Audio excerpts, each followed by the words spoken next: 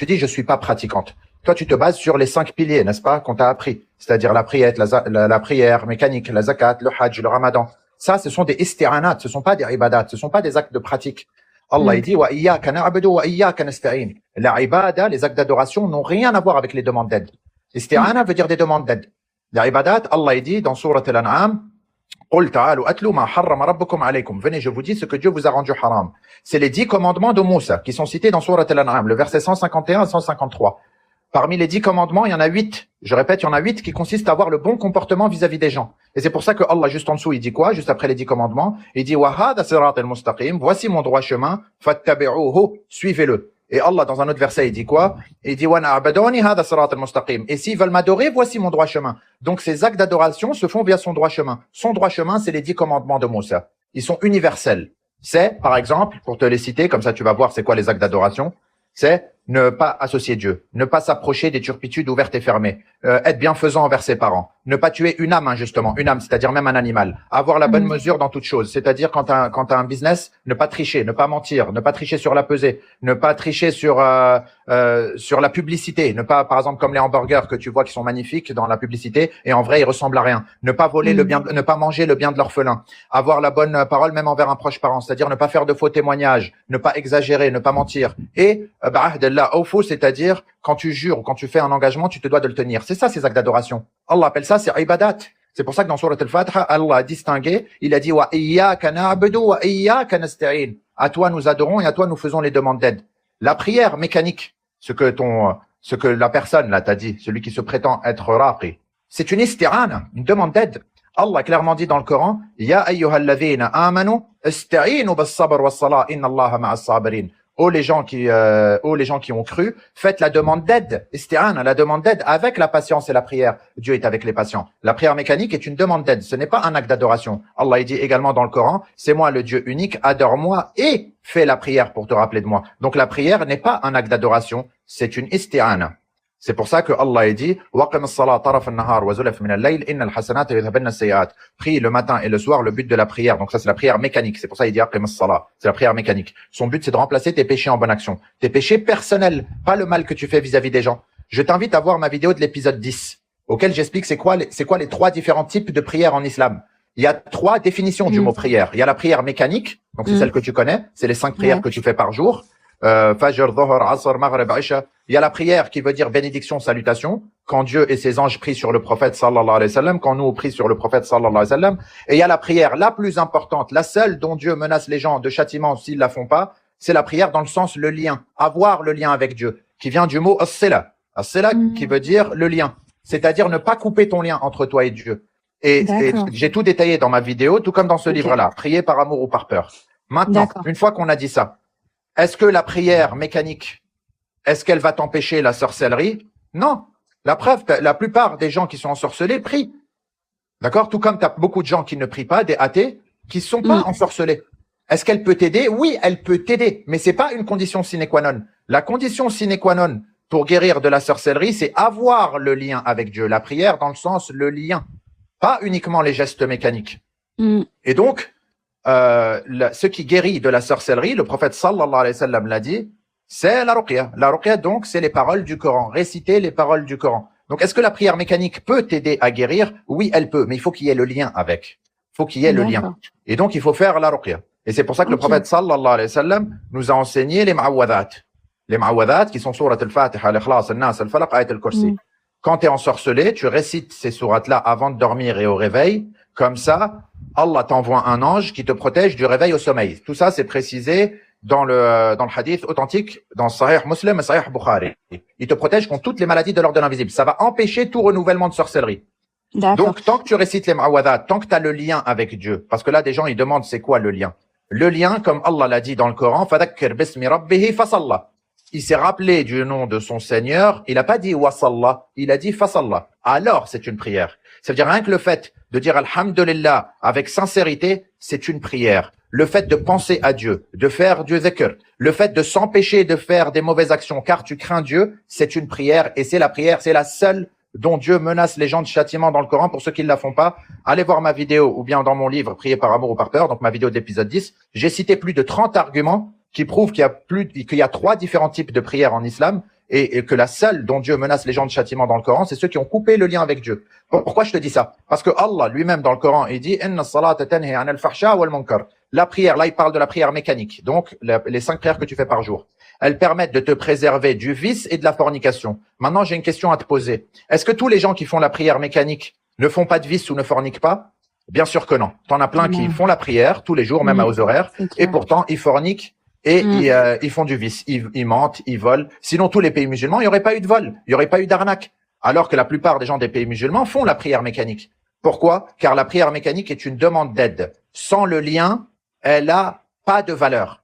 Le plus important, c'est le lien, c'est-à-dire penser à Dieu, la faire sincèrement, c'est-à-dire ne pas arnaquer les gens. À chaque fois que tu vas faire un péché, tu te dis non, je vais pas le faire, je crains Dieu, j'ai le lien avec Dieu. Donc c'est pour ça que c'est la seule prière dont Dieu menace les gens de châtiment pour ceux qui ont coupé le lien avec lui. Parce que tu as beaucoup de gens, ils font la prière mécanique sans lien. Et c'est pour ça que c'est important de distinguer. La prière mécanique, c'est pas que des gestes. C'est pas que, wallah, je vais faire ma prière pour faire un devoir accompli sans avoir le lien avec Dieu. Si tu pries sincèrement, tu te dois de ensuite ne pas faire les autres péchés, d'avoir le lien avec Dieu, ne pas arnaquer les gens par la suite. Voilà. Et on peut Donc faire des doigts sans ça, c'était pour fermer ce sujet-là. Mais pourquoi je t'ai dit tout ça, ma sœur? C'est extrêmement important parce que beaucoup de gens vont te faire culpabiliser. Ils vont te dire, tu n'es pas pratiquante parce que, par exemple, tu n'as pas fait tes prières mécaniques à l'horaire. C'est faux. C'est faux. La pratique, c'est les ibadat. Les ibadat, comme je t'ai dit, c'est les 10 commandements de Moussa. Tant que tu te comportes bien avec les gens, tu es par définition une pratiquante. Par contre, t'as pas fait les isti'anat, les demandes d'aide. C'est autre chose. Faut être honnête intellectuellement parlant et religieusement parlant. Et en fait, ces gens-là t'enlèvent ta confiance en toi et te font toujours sentir que tu es coupable. Bah, par exemple, ma mère, c'est les prières qui lui manquent, mais sinon, les 10 commandements, elle les pratique. Bah voilà, mais la prière, est-ce qu'elle a coupé le lien avec Dieu? Elle a un très bon comportement. Est-ce qu'elle a coupé le lien avec Dieu? Non, elle a. Ça veut dire elle a le lien. Est-ce qu'elle pense à Dieu? Oui. Est-ce qu'elle fait le bien pour Dieu? Ah oui. Est-ce qu'elle s'empêche de faire le mal pour Dieu? Ouais. Eh ben, c'est ça la prière la plus importante. Ça vient du mot cela. Et j'ai cité plus de 30 arguments. Sinon, on va trop tarder sur ce sujet-là dans ma vidéo de l'épisode 10 et dans mon livre Prier par amour ou par peur. La prière mécanique, t'es récompensé si tu l'as fait. Tu n'es pas puni si tu ne la fais pas. Je répète pour tous les gens qui n'ont pas attendu ou qui ont fait comme si je n'ai pas bien expliqué. La prière mécanique, si tu ne la fais pas, tu n'es pas puni. J'ai même prouvé à travers tous les hadiths qui parlent de prière, tous parlent que de la prière dans le sens le lien. Et je vais même en citer un là, je vais pas tous les citer parce qu'ils sont tous dans ma vidéo, dans mon livre. Le prophète sallallahu alayhi wa sallam a dit dans un hadith authentique, dans Sahih Bukhari et Sahih Muslim, écoute-moi bien ma sœur, ça va te rassurer, toi et ta maman. Le prophète a dit aux sahaba, Hal tadroun man huwa al-muflis yawm al-qiyamah? Savez-vous qui est le fauché le jour du jugement dernier? Qu'est-ce qu'ils ont dit les sahaba? Ils ont dit oui, le fauché c'est celui qui n'a pas d'argent. Il leur a dit non. Le fauché est celui qui fait la prière. Écoute bien, hein, ma sœur. Là, il parlait de la prière mécanique. Qui fait la salat, qui fait la zakat, qui fait le hajj, et qui, le jour du jugement dernier, qui fait le ramadan, et qui, le jour du jugement dernier, aura parlé derrière le dos d'un tel, aura insulté un tel, aura frappé un tel, aura semé le sang d'un tel, ou aura tué un tel. Et il a ajouté que la personne qui fait ça, ça sera non seulement un fauché, mais il donnera de ses bonnes actions à la personne à qui il a fait du mal, et la personne à qui il a fait du mal donnera de ses péchés à cette personne-là. Là, le prophète sallallahu alayhi wa sallam est en train de te prouver que les demandes d'aide, les isti'anat, ce n'est pas le plus important en islam, ça vient en second. Ça veut pas dire que c'est de la poubelle et qu'il faut rejeter, pas du tout. Au contraire, Dieu t'a clairement dit que la prière mécanique, c'est la plus importante des isti'anat et qu'elle te serve à remplacer tes péchés en bonne action. C'est clairement dit dans le Coran, mais tes péchés personnels. Mais ça s'arrête à là. T'es récompensé si tu les fais. Tu n'es pas puni si tu ne les fais pas, et je l'ai prouvé à travers mon livre avec plus de 30 arguments, pas un seul, 30, que avec des versets du Coran et des hadiths authentiques du prophète sallallahu alayhi wa sallam. Donc, on t'arnaque pas. Dors tranquillement. Tant que tu as le lien avec Dieu, c'est le plus important. Merci. J'apprends beaucoup de choses grâce à vous. T'as beaucoup de gens qui prient, mais qui sont ensorcelés. Comment tu expliques ça? Ils font toute la prière à l'heure. Toutes. Tout comme t'as des gens, t'es d'accord, t'as plein de gens qui sont athées, qui sont pas ensorcelés. Mais ce que je voulais dire, c'était un autre hadith également qui est extrêmement important, dont beaucoup de gens manipulent les croyants malheureusement. Beaucoup de soi-disant théologiens, malheureusement, c'est pas des vrais théologiens ceux qui disent ça. Heureusement pas tous. D'ailleurs, il y a Mohamed Shahrour qui dit exactement la même chose que moi. Il y a Sa'd ad-Din al-Hilali, il y a même l'imam Abu Hanifa, d'accord, c'est pas n'importe qui, l'imam Abu Hanifa. Quand le prophète sallallahu alayhi wa sallam a dit, écoute bien, ce hadith est très répandu et beaucoup de gens vous font peur en vous faisant croire qu'il faut que tu pries à travers la peur. Regarde là mon livre. Priez par amour ou par peur. Moi, je veux que vous priez par amour et non pas par peur. Tu sais ce qu'il vous dit? Ils ont totalement manipulé le hadith. Donc le hadith, il dit quoi? C'est un hadith authentique dans Sahih Bukhari et Sahih Muslim. Le prophète sallallahu alayhi wa sallam a dit, celui qui prie, toutes ses actions sont validées. Celui qui prie pas, toutes ses actions sont pas valables. C'est le terme même du hadith. Maintenant, je vais te poser une question. Écoute-moi bien. Si tu fais ta prière mécanique et qu'à côté tu voles, tu mens, tu tues, est-ce que c'est logique que Dieu va t'accepter toutes tes actions? Il va toutes les accepter alors que tu es en train de faire que du mal à côté? Ouais, maintenant le contraire. Imaginons que tu fais pas la prière mécanique par paresse, par exemple, parce que t'es paresseuse. C'est logique que tout le bien que tu fais, Dieu va te le rejeter? Bah, j'espère que non. Voilà. Donc là, le mot prière, quand le prophète sallallahu alayhi wa sallam parlait de prière, il parlait de la prière dans le sens le lien, qui vient du mot as-sila. D'ailleurs, Allah l'a dit dans le Coran. Il l'a dit quoi? Fala saddaq wala salla walakin kadhab wa tawalla. Il n'a pas été honnête et n'a pas prié, mais il a menti et s'est éloigné. Le contraire de honnête, c'est quoi? C'est mentir. Le contraire de prière, c'est quoi? L'éloignement. Donc là, la prière, c'est dans le sens le lien, le rapprochement. Et je l'ai cité dans tous les versets du Coran auxquels Dieu menace les gens de châtiment. Ceux qui ne prient pas, c'est ceux qui ont coupé le lien. Ça n'a rien à voir avec la prière mécanique. Regardez par exemple concernant les gens qui vont à Saqr, le pire des enfers. Déjà, ce qu'il faut savoir, c'est que cette sourate est descendue avant que la prière mécanique, le prophète sallallahu alayhi wa sallam nous l'a enseigné. Avant que la prière mécanique a été enseignée par le prophète sallallahu alayhi wa sallam. Allah a dit quoi? وَمَا سَلَقَكُمْ فِي سَقَرَ. Qu'est-ce qui vous a emmené au pire des enfers? Ils ont dit quoi? Nous ne faisons pas partie des prières. Oui, lam nakun minal musallin. Nous ne nourrissons pas l'orphelin. Nous ayons des discussions futiles avec les gens. Et écoute bien la fin. Écoute bien la dernière phrase, c'est la plus importante. Et nous traitions de mensonges le jour du jugement. Maintenant, ma question est la suivante. Si toi, tu pries pas Dhuhr ou l'Asr ou le Maghrib, est-ce que ça veut dire que tu traites de mensonges le jour du jugement? Est-ce que ça veut dire que tu crois pas en Dieu? Non. Tout à fait. Ça veut dire que là, Dieu te parle pas de quelqu'un qui a oublié des prières mécaniques. Il te parle de quelqu'un qui a coupé son lien entre lui et Dieu. Qui a coupé son lien, qui croit pas aslan au jour du jugement. D'ailleurs, Dieu t'a dit comment il est. Il maltraite l'orphelin. Il nourrit pas le pauvre. C'est pour ça qu'il est emmené à Saqr. Tous les versets du Coran, même Surat al-Ma'un, c'est exactement la même chose. C'est exactement la même chose. C'est-à-dire c'était des gens qui avaient le lien et qui ont coupé le lien. Et c'est pour ça que Dieu a dit as-tu vu les gens qui traitent de mensonges le jour du jugement? Parce que c'est des gens qui étaient, donc là, dans ce verset-là, Allah parle d'anciens musulmans qui ont coupé le lien entre eux et Dieu. C'est pas des gens qui n'étaient pas assidus dans leur prière. Et ça, il n'y a pas que moi qui le dis. Énormément de théologiens le disent. Mais malheureusement, vu que l'islam a été pris par l'islam politique, qui ont salafisé malheureusement la population, et ils veulent donner qu'une compréhension unique de la religion, qu'une compréhension dure, et qui veulent faire sentir que tous les humains sont des coupables, et ils veulent te faire sentir coupable à chaque fois, eh ben, tout simplement, ils ont fait croire qu'il n'y a qu'une seule type de prière en islam, alors qu'il y en a trois.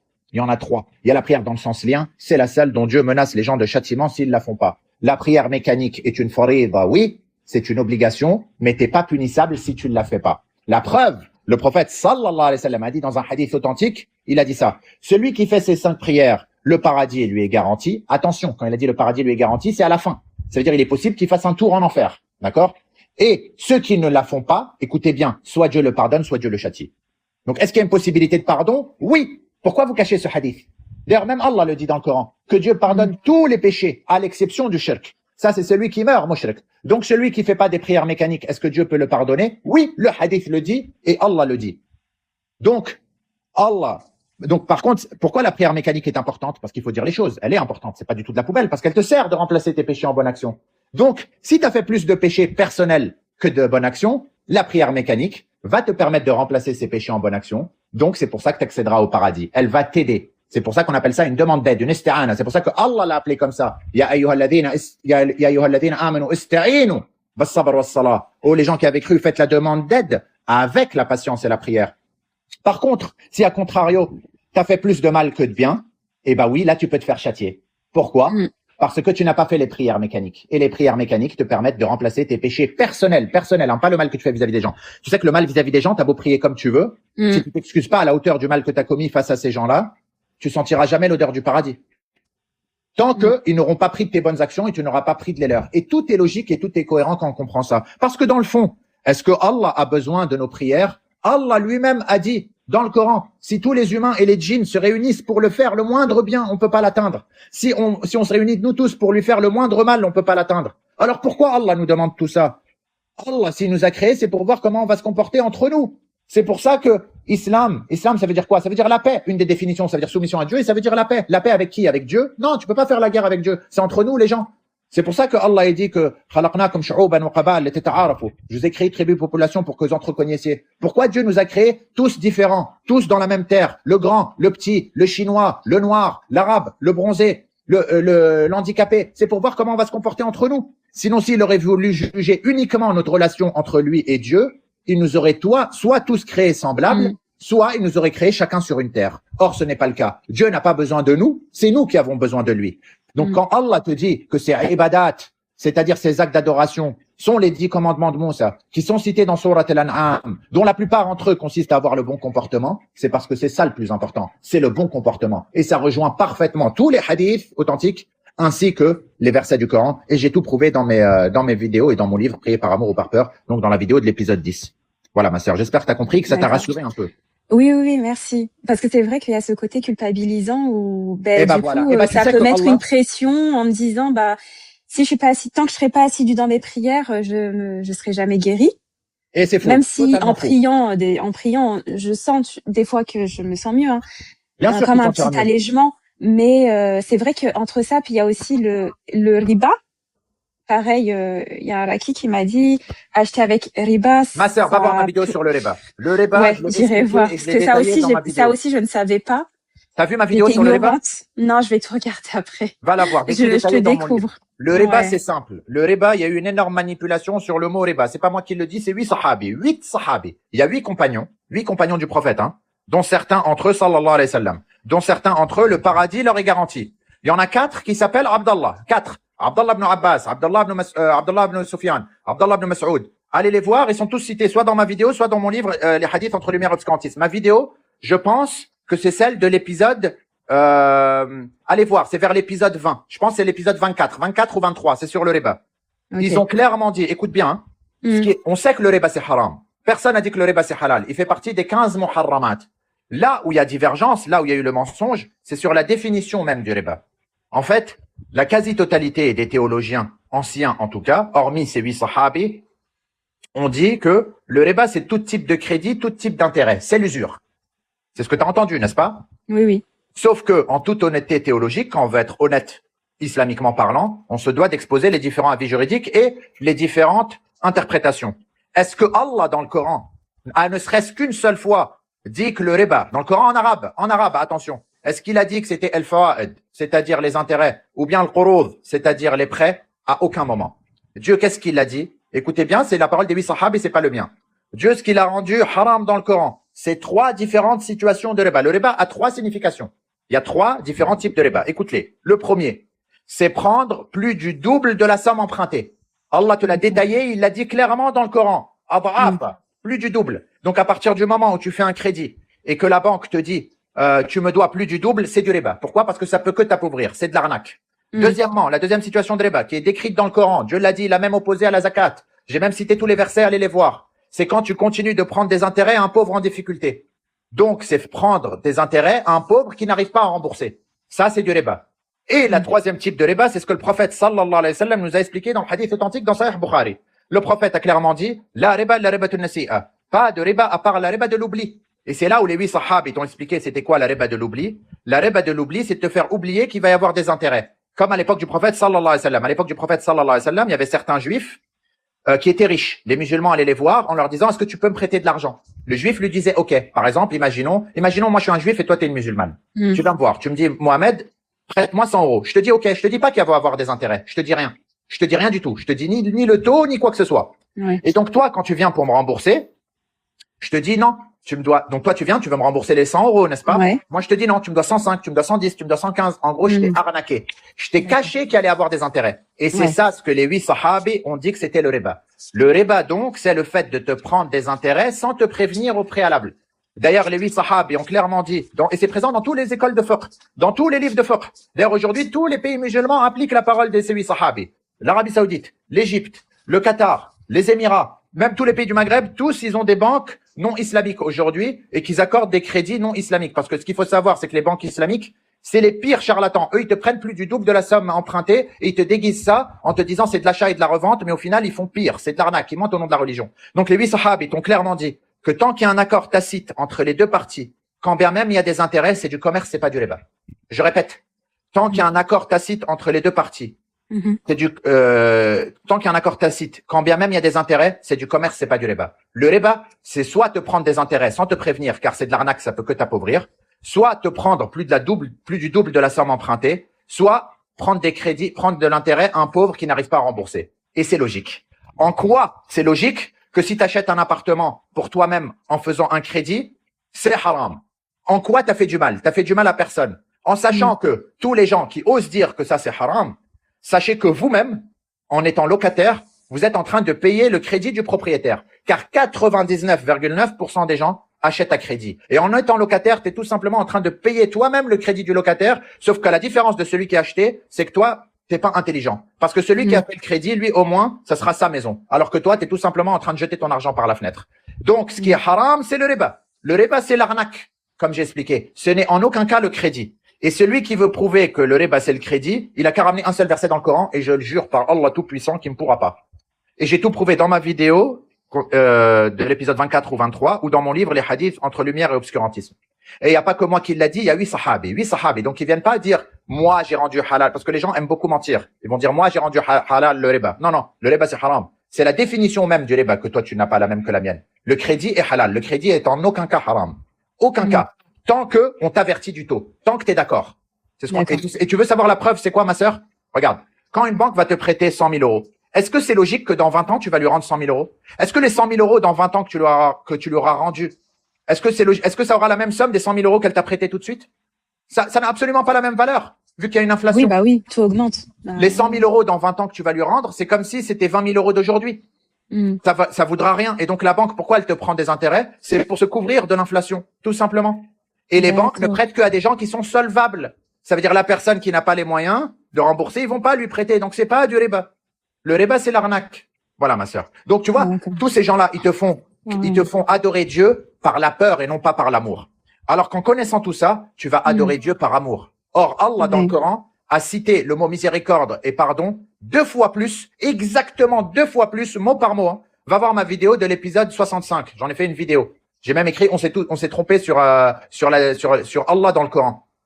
Exactement 2 fois plus que tout ce qui relie au châtiment et à l'enfer. Ça veut dire Dieu a parlé dans le Coran 2 fois plus de miséricorde et de pardon que de châtiment et de l'enfer. Alors pourquoi le message de la plupart des théologiens, c'est que peur et que châtiment? Pourquoi ils ne parlent pas plus de la miséricorde, au moins 2 fois plus? Bah c'est pour ça que malheureusement l'islam et d'autres, enfin et le christianisme et le judaïsme, enfin bref, sont décriés par de nombreux athées parce que ils appuient sur ce côté-là strict et un climat de peur instauré par beaucoup de pratiquants et de dirigeants qui utilisent les religions pour d'autres choses,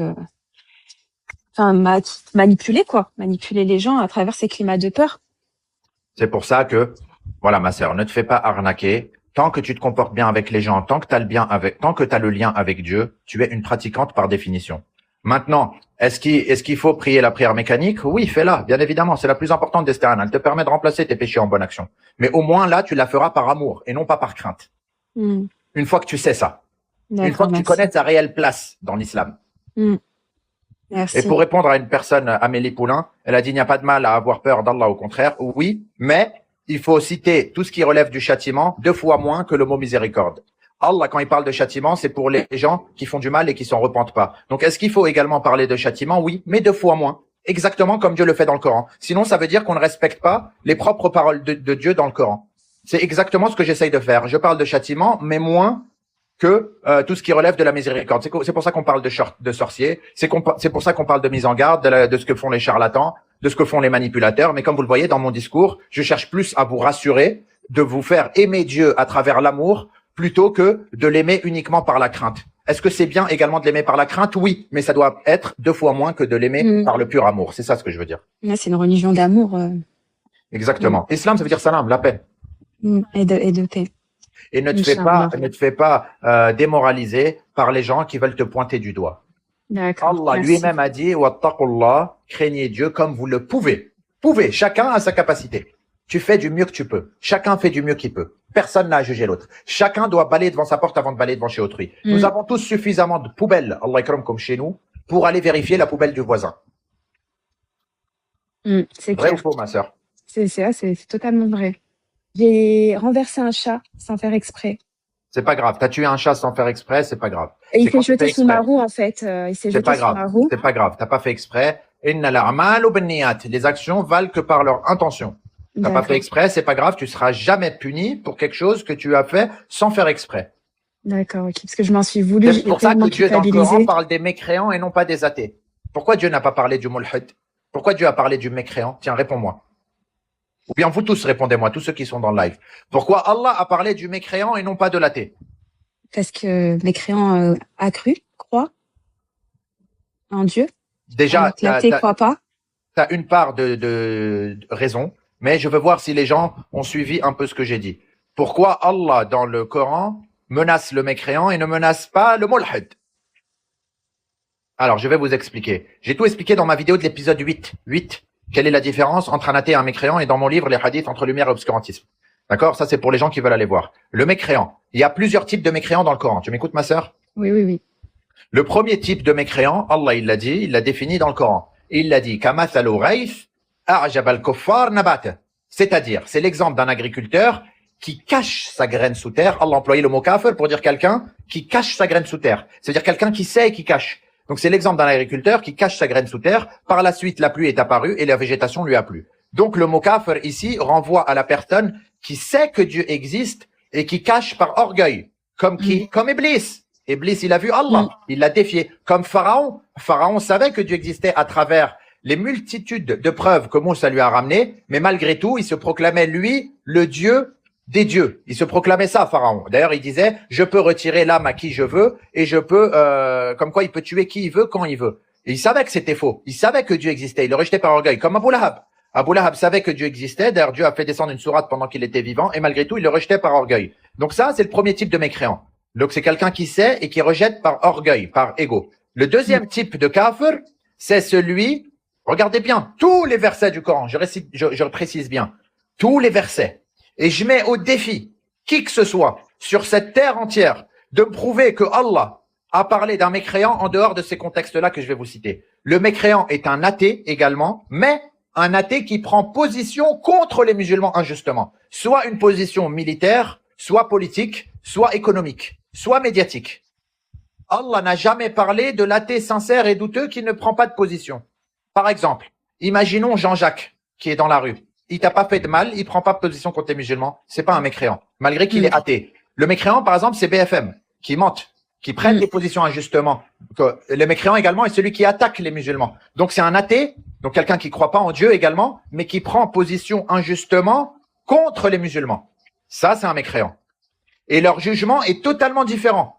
Le mécréant va en enfer, l'athée sera jugé en fonction de ses actions. Pourquoi? Parce qu'il est sincère. Il ne sait pas que Dieu existe. Il ne sait pas, il a cherché, il n'a pas été convaincu. Je vais vous donner un exemple. Imaginons un athée sincère, d'accord, qui va lire le Coran et qui est français. Il s'appelle Jean-Jacques. Allez, on va prendre l'exemple de Jean-Jacques.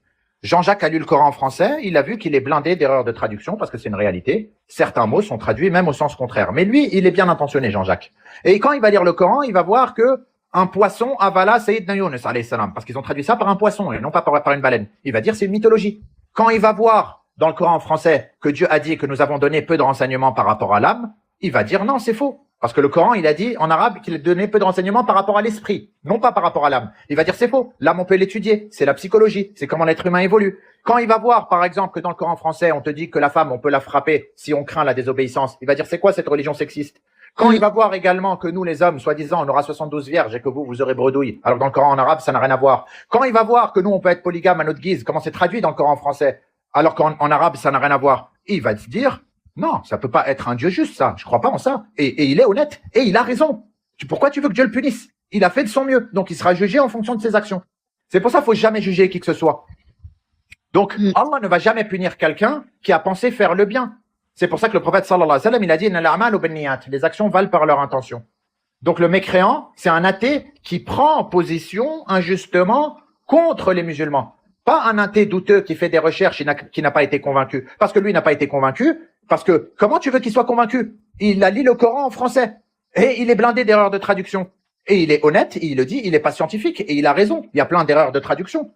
Pourquoi tu veux que Dieu punisse quelqu'un comme ça? Est-ce que c'est juste si Dieu punit quelqu'un comme ça? Non, c'est pas juste. Or, Allah, vu que c'est le roi des juges, le plus juste des juges, le seul et vrai unique juge, Allah a clairement dit que celui qui a fait un atome de bien le verra, celui qui a fait un atome de mal le verra. Donc les athées sincères et douteux, tant qu'ils ne prennent pas position contre les musulmans, seront jugés en fonction de leurs actes.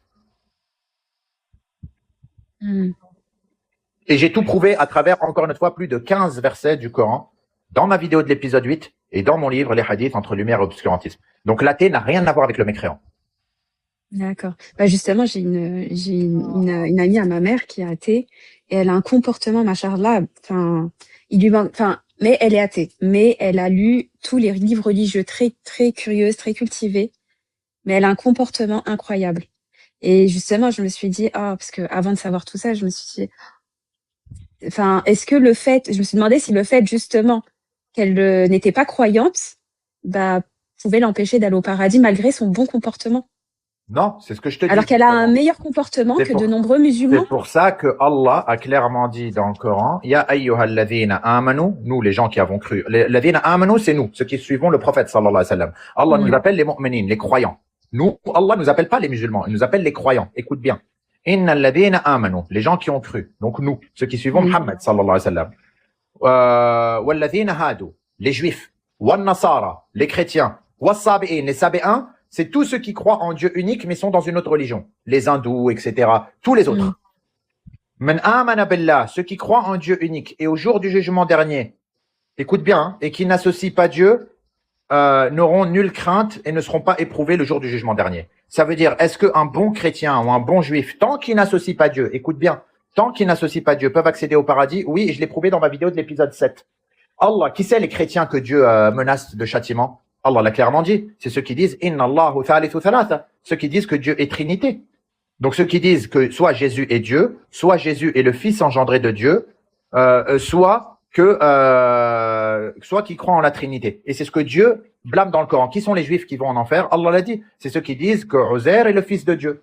Et d'ailleurs, ça rejoint parfaitement le hadith authentique du prophète sallallahu alayhi wa sallam. Donc est-ce que ils sont majoritaires? Oui, ils sont majoritaires. La quasi-totalité des chrétiens, oui, c'est vrai, associent Dieu. Mais pas tous. Moi-même, je connais des chrétiens qui n'associent pas Dieu, qui reconnaissent Isa alayhi salam comme un prophète et un messager uniquement. C'est une minorité, mais ça existe. Pareil chez les juifs. Il y a des juifs qui pensent pas qu'Uzair est le fils de Dieu et qui pensent réellement que Isa alayhi salam n'est pas un fils de prostituée, Allah yakramkum, mais que c'est un messager. C'est une minorité. Et c'est pour ça que le prophète sallallahu alayhi wa sallam a dit dans le hadith authentique, d'ailleurs que j'ai relaté ici, d'ailleurs j'en ai même fait un livre, détail recensement des 73 sectes en islam, il a dit que les juifs se diviseront en 71 sectes. Écoute bien ma sœur, hein. 71 sectes. Une seule ira au paradis, les autres en enfer. Une seule ira au paradis. Donc c'est qui les juifs qui vont au paradis? C'est ceux qui pensent que Uzair n'est pas le fils de Dieu et qui pensent que Isa alayhi salam est un messager. Les chrétiens en 72 sectes. Une seule au paradis, les autres en enfer. Qui sont les chrétiens qui vont au paradis? Ceux qui pensent que Isa est uniquement un messager et non pas le fils engendré de Dieu, ou qui croient pas en la Trinité, ou qui pensent pas que Jésus est Dieu. Et les musulmans en 73 sectes, une seule ira au paradis et les autres en enfer. Donc c'est qui les musulmans? Donc en enfer, c'est un enfer ponctuel, hein, pour les autres. Donc concernant les croyants. Quand on a demandé au prophète sallallahu alayhi wa sallam, c'est qui le groupe sauvé parmi les croyants, le prophète il a dit quoi? Al-Jamar, Al-Jamar, Al-Jamar. Le groupement, le rassemblement. Donc c'est ceux qui se qualifient de musulmans et qui ne cherchent pas la division. Donc il faut ni se qualifier de sunnites, ni de chiites, ni de druzes, ni de quoi que ce soit. Il faut se qualifier de musulmans. D'ailleurs, j'ai même fait une vidéo, d'ailleurs même dans ce livre-là également, détail et recensement des 73 sectes, et dans les hadiths entre lumière et obscurantisme, j'ai expliqué d'où vient l'invention du mot sunnite et chiite. Ça vient d'un hadith. Ça a été totalement inventé. J'en ai même fait une vidéo, va voir, ça doit être la vidéo de l'épisode 5 ou 6, ça s'appelle le mythe du sunnisme et du chiisme. Je l'ai prouvé d'où c'est venu, à travers les hadiths. C'est un mythe, ça a été concocté. Le prophète sallallahu alayhi wa sallam n'a jamais parlé de sunnisme, ni lui, ni même de chiite. Ça a été inventé pour nous diviser. Je l'ai prouvé, allez voir ma vidéo, allez voir le vrai hadith authentique, qu'est-ce qu'il a dit. Et donc, tout ça pour te dire que, même dans un autre hadith authentique, quand le prophète sallallahu alayhi wa sallam intercédera le jour du jugement dernier, le prophète il a dit quoi? Quand Allah a dit, fais sortir des gens de l'enfer, n'importe qui a dit la ilaha illallah. N'importe qui a dit uniquement la ilaha illallah. Il n'a pas dit wa ashhadu anna Muhammad Rasulullah. Ça veut dire que n'importe qui n'a pas associé Dieu, n'importe qui a dit uniquement la première forme de shahada, c'est-à-dire la ilaha illallah, c'est-à-dire il n'y a de Dieu que Dieu, accédera au paradis. C'est la parole même du hadith authentique. Dans un autre hadith également, dans Sahih Bukhari, le prophète sallallahu alayhi wa sallam a dit, celui qui croit en Dieu unique, celui qui dit la ilaha illallah, ne finira pas éternellement en enfer. Uniquement la ilaha illallah. Il n'a pas précisé wa ashhadu anna Muhammad Rasulullah. Et c'est pas que ma parole à moi, c'est la parole de l'imam Ibn Taymiyyah. Et il n'y a pas que Ibn Taymiyyah, il y a Sa'ad ad-Din al-Hilali également, qui est le professeur de Jamaat al-Azhar, la plus grande université islamique du monde entier, qui est le professeur de fiqh, des jurisprudences. C'est le plus grand théologien à l'heure actuelle. De Mohammed Shahrour, et j'en passe, plus d'une centaine de théologiens, dont même Ibn Taymiyyah, qui a dit la même chose que ce que je viens de dire. Et donc, tout ça, ça prouve que tant que tu n'associes pas Dieu, tu accéderas au paradis. J'ai cité plus d'une vingtaine de preuves toutes présentes dans mon livre Prier par amour ou par peur, pour le coup. Pour est-ce qu'un bon chrétien ou un bon juif peut accéder au paradis? Et j'en ai fait une vidéo, la vidéo de l'épisode 7, avec tous les hadiths et tous les versets du Coran. Tu sais qu'il y a même un autre hadith authentique auquel le prophète sallallahu alayhi wa sallam a dit que nous, les croyants, nous formerons que la moitié des habitants du paradis. Pourquoi? Les autres communautés viennent d'où? Les autres habitants viennent des autres communautés.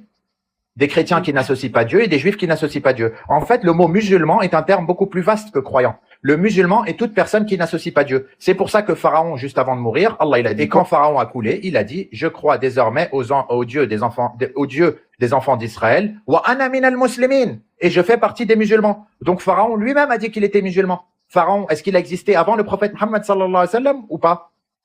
Oui. Il a existé avant lui, n'est-ce pas? Donc oui. L'islam existe bien avant la venue du prophète Muhammad sallallahu alayhi wa sallam. C'est pour ça que Isa a dit qu'il était musulman, Moussa alayhi salam a dit qu'il était musulman. Donc le mot musulman est un terme beaucoup plus global, beaucoup plus vaste. Ça veut dire n'importe qui croit en Dieu unique et lui associe rien. Nous sommes que les croyants, nous qui croyons au Coran. Donc il y a des chrétiens musulmans, il y a des juifs musulmans. Ils sont minoritaires, mais ça existe. Pourquoi? Car dans leur propre livre, quand vous lisez le Nouveau Testament ou l'Ancien Testament, à aucun moment il est dit qu'il faut associer Dieu ou que Dieu a un fils engendré. Et je mets au défi qui que ce soit de me sortir ce verset-là. Moi-même, j'ai étudié les 3 livres saints par cœur. À aucun moment, je répète, aucun moment, Isa a dit que c'était le fils engendré de Dieu, ou qu'il était Dieu, ou que la Trinité existait. Pareil pour Moussa alayhi salam. Voilà pourquoi Dieu punit les gens qui associent Dieu, car c'est une invention humaine qui n'a jamais été dit dans leur livre. Et car associer Dieu est extrêmement grave. Pourquoi? Car quand tu vas associer Dieu, tu vas pas que faire du mal à toi-même, tu vas également faire du mal aux autres. Parce que ces fausses divinités, en réalité, c'est des djinns déguisés, d'accord, qui vont te demander des sacrifices, dont des sacrifices humains, dont de faire du mal aux gens. Ils vont pas t'ordonner à faire le bien comme Allah te le demande. Voilà pourquoi il est extrêmement grave d'associer Dieu. Et quand tu comprends tout ça, c'est là où tu vois que notre religion est magnifique et universelle. Alors que si tu vois pas ça, tu vas te dire, c'est quoi cette religion identitaire dont uniquement les gens de la communauté de Mohammed accèdent au paradis unique et globalement que des arabophones. Alors que non, Dieu est universel, Dieu est juste. Ça, c'est les injustes qui te font comprendre ça. Tu comprends? Dieu jamais il punira quelqu'un qui pensait bien faire.